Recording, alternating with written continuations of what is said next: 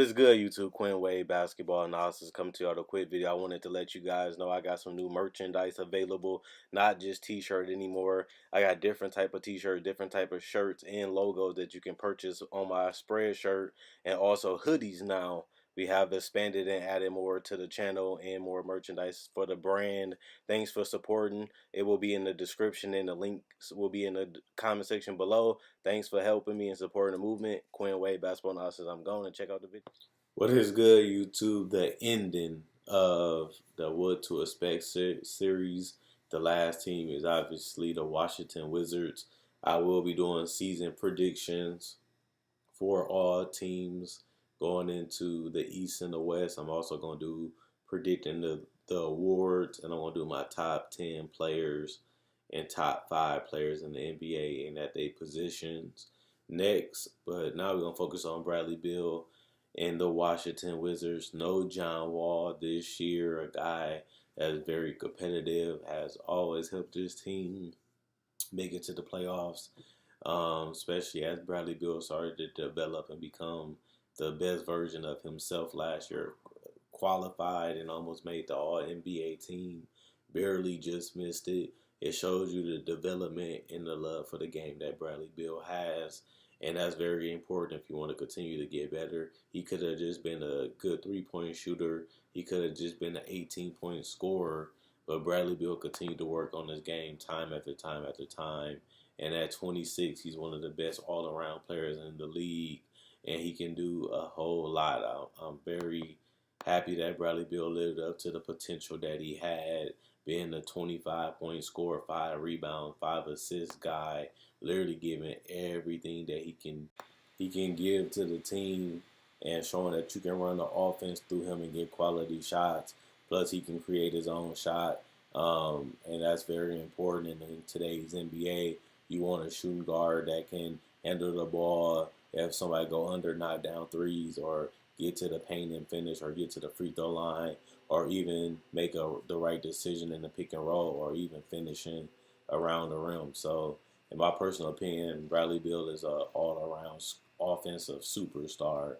And, you know, when you averaging 25, 5 and 5, 1 steal, decent from three, good from the field, and the ability to shoot 80% from the free throw line, it shows you that Bradley Beal is one of the most well-rounded players offensively that we have today in the NBA. But I also want to talk about his supporting cast. Bertans is a guy that can knock down threes at the top of the key, knock down threes in the corner. I think that's very important to give Bradley Beal his floor spacing, so that way he can pick apart the defense, or even have options if they do cut him off or they do trap or double team. He need guys that can knock down shots, and I think Bertans has proven that in his entire NBA season, that if you give him the shot, or you give him some opening, he's going to let that thing fly, and majority of the time it's going to be cash. You look at Isaiah Thomas, I think that even though he is getting surgery on his thumb and he should be back early this season, they're going to need him because he's a guy that can get his own shot. He's a guy that can get hot. He's a guy that can put the ball in the basket. And I think that that's very important because they don't have too many players that can create their shot off the dribble or create for others. And I think even though Isaiah Thomas ain't the same anymore after the hip injury, I still think that he can be a solid shot creator, and he can be somebody that can put pressure on the defense and collapse it and get it all out of whack and open up shots for Bradley Beal and other guys on this team. When you look at Rui, the rookie that they drafted, he's a guy that can be an Otto Porter type player. It's just that he has a higher ceiling just because he has the ability to knock down shots off the dribble instead of just being a catch and shoot and transition player, basically a 3-and-D guy. I think Rui has the ability to be a shot creator and also be a great spot-up shooter, while also having potential to be a guy that has a little bit higher ceiling because he has the age and he has the continual development in this game, and that's something that you want to see from a rookie, somebody that wants to get good, somebody that's always striving to do better, and you want those type of guys on your team, and that's what they have in Rui. we don't really know much else what he's going to do for this team, but it is good to have a guy like him.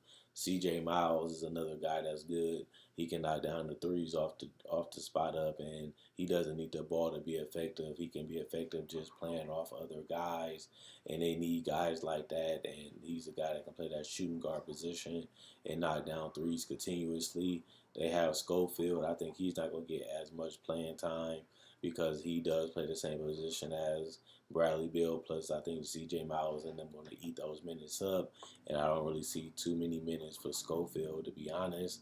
Um, Wagner is a solid player. I think that he's going to have a chance to really get more minutes this year, as the only bigs are Thomas Bryant and Jan Mahimi. And that means he might be able to get 15 minutes, which is pretty good for a guy of his caliber.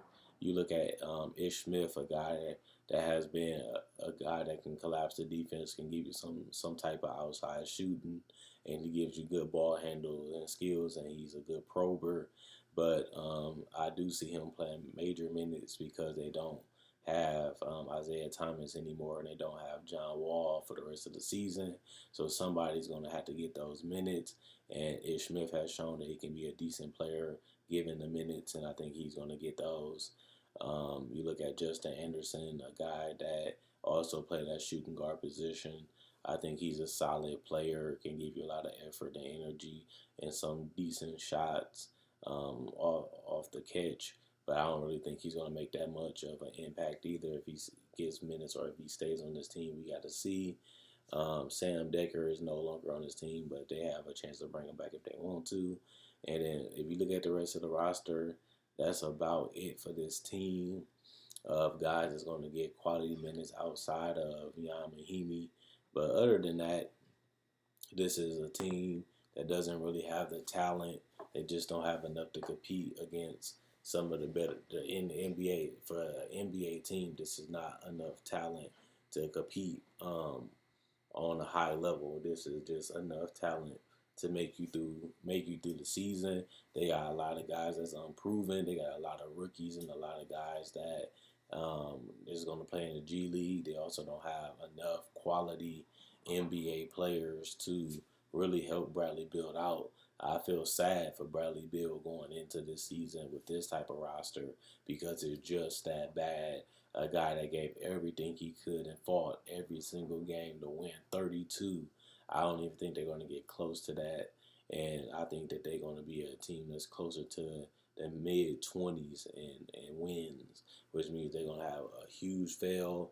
Hopefully Bradley Beal don't suffer any injuries that can really take him out the whole season or derail his career, because with him being the best player, he's going to get the most touches and the most shots, which means he has more chances of getting injured, and hopefully he can continue his seasons of being healthy and continuing to improve his game. It's going to be hell for him because everybody's going to be double teaming him. Everybody's going to be trapping him. And he just don't have guys that can knock down shots reliably. And it's going to be frustrating for him because once you have to score all the points and you know yourself might have a chance of losing, or it's just not enough to help you win, it just become a frustration, and it just become something that you want to be away from. When you play basketball, you want to win, you want to have fun, and you want to have a chance to win a game. And I think they're going to lose a lot of games just because they don't have enough. They're going to lose the game just because they don't have any defense. And they're going to lose games just because, you know, this team don't have any chemistry and they don't have any players that they can really rely on consistently to help Bradley Beal at the end of the day. So I think this team definitely is going to miss the playoffs. I think they definitely going to be a lottery team, and I think that they definitely going to have a chance to rebuild with another guy in the draft. I think Rui was a little bit of a stretch, but he's a quality guy, and he does fill a need, and he does fill a position that they need help in. But they also need a guy with superstar potential if they want to continue to keep this Bradley Beal and John Wall team together. That's what they're going to have to do is, you know, lose this year, get another piece, and hope John Wall can come back healthier. If not, you can see John Wall and Bradley Beal getting traded in a potential future, which is not what I would have thought about 3 years ago, but it's reality 3 years later, as they no longer going to be a team that can compete for a championship after John Wall's coming off a heel and Achilles tear, which is painful and crazy that it happened. But it just show you that, this team of Bradley Beal and John Wall, the era looks like it's going to be closed, which means it's time to move on and see what they're going to do in Washington. And Rui is a big piece of that. And now this is going to become his team or whoever team that they draft.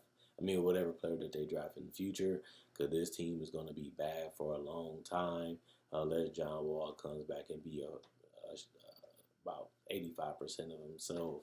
And then I can see them competing for a playoff spot. But even if you put John Wall on this team with Bradley Beal, it's just not enough to compete for a playoff spot. They're going to need another piece, whether it's through free agency or whether it's through trades. So let me know what you guys think about the Washington Wizards. Are they going to be the worst team in the NBA? Are they going to be a 30-win team again? Do you think Bradley Beal is going to get traded? And do you think that Bradley Beal and John Wall should stay together? Or do you think that his time is up? They tried it. It didn't work. Injuries killed it. And they just wasn't good enough to even get to the Eastern Conference Finals. So that gave you even more reasons to break it up. And we're going to see if they do it or if they're going to stay and keep Bradley Beal the whole season and try to see and run it back next year with him and John Wall. So we'll see. Comment, like, subscribe, and share. I read every comment. Let me know if you guys think the Wizards are going to make it, if they're going to be terrible, or do you think this is good? Could they get a chance to get a top 10 pick, which is always good and beautiful, especially when you have no superstars outside of Bradley Beal on this team. That's only the way to go for right now. But let me know what you guys think in the comment section below. Like this video, check out my older videos on my channel. I have many playlists. I break down rookies, I break down players, I break down summer league. I do cover the draft, and I got a mock draft up already. Not only that, I do podcasts, and I also talk about the game of basketball, whether it comes to summer league, free agency, trade deadline, buyouts, and also I cover top 10 discussions and stuff like that. So you like this type of video, you like the NBA, check out my older videos and my playlists. I enjoy making these videos. You guys enjoy watching.